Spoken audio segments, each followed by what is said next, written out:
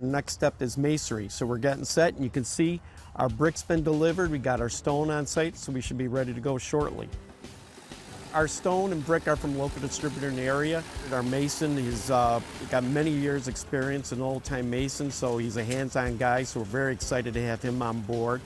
We have some challenges here. We're using a jumbo-sized brick, trying to incorporate the brick with the stonework and some of the other things we got in place. It's going to be a little bit of a challenge, but he assures us he can work everything out.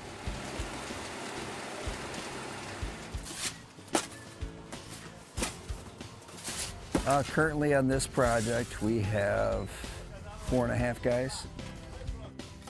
A project like this takes 2 to 3 weeks, depending on the weather. If the ground gets wet, the laborers can't move the material. If the bricks get wet, we can't lay them on the wall because they'll squish. So dry, dry, dry. That's the key.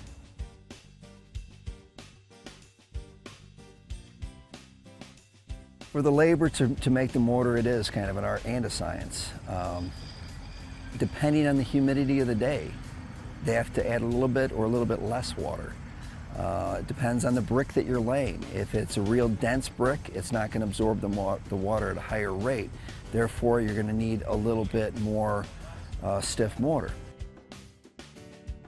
If you have a brick that dries instantly, if it's very porous, then the labor is going to need to make the mortar a little more soft or runnier. That way, as you lay the bricks, it can absorb into the brick and it doesn't dry or cure too fast. The key is to maintain your airspace behind the wall. You don't want any excessive water to fall behind the wall to trap water. You want to get airflow and water flow. That's why you notice the bottom of the wall, we also have what's called a weep vent, which allows any drainage to come down the wall and weep out those holes. Underneath the brickwork, there's a composite, like a rubber flashing. On this particular building, we used a sticky flashing.